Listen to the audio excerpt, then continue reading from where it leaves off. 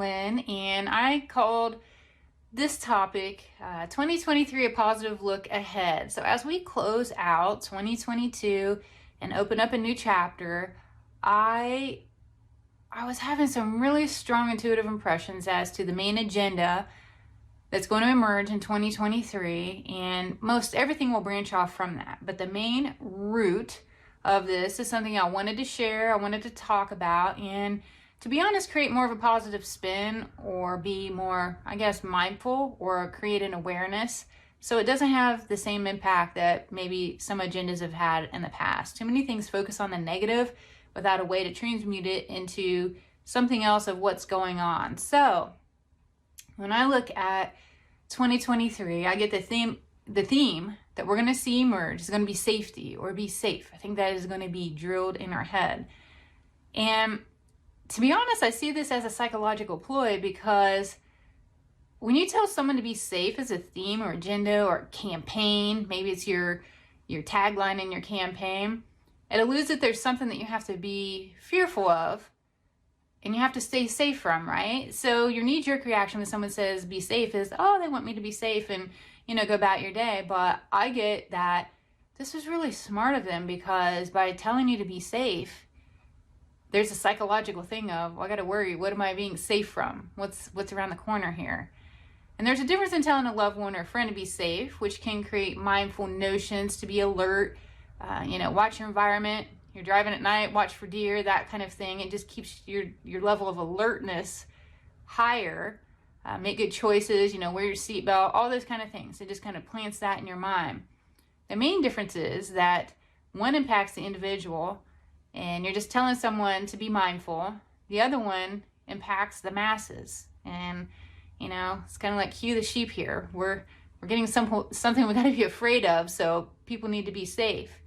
And as I dig deeper into it, and I really thought about this emerging as an agenda, which everything else is going to branch off of, I realized I can be guilty of this. How many times have I closed a post and I tell people to be safe?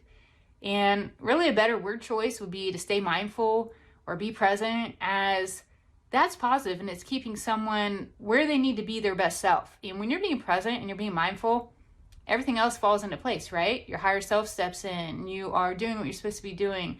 You're where you need to be. And you're going to make the right choices because you are being mindful and you're being present and you're doing the things that you should. So you're going to see me put a lot more effort into this myself, even as I close my post, because telling you to be safe, it eludes. You better be worried and watching over your back, and that's really not necessarily true. It's to be educated and be mindful what's going on around you. Period. Nothing more, nothing less, nothing hidden in that message.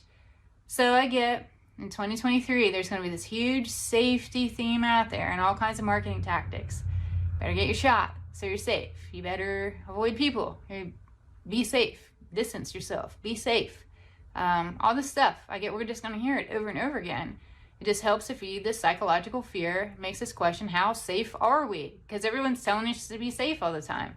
So I suggest the next time that you hear or see the phrase, look at the root of it. What are they wanting you to be really safe from? Are they creating some boogeyman out there? Are they trying to get you to take a shot? Is there some illness? Is there weather, war, false flags, some kind of shortage? Now, mind you, some things, yes, is a legit thing to be concerned about. The challenge is to decipher what is legit. Like, is there a storm? And you need to prepare, food storage, water. Do you need to be concerned with inflation, budgeting?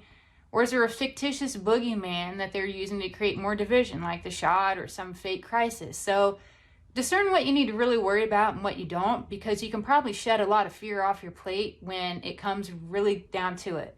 Don't allow people or these powers that were to rent space in your head with fear, because that's really what it is. It's just consuming your whole your being. Don't let it impact you that way until you have a reason to really fear it. Be cautious, be alert, be mindful. I'm not telling you not to do those things, but only you are going to have your best interest at mind. So don't, again, let them rent space in your mind, planning fear of things that are not really something that you have to be afraid of, that are going to impact you. So kind of a personal challenge that I'm giving you into 2023 is to analyze your fears and purge the ones that aren't relevant. Most things that you fear never really come to fruition. And most importantly, do your research and don't let others make you worry how safe you really are. You determine how safe you really are.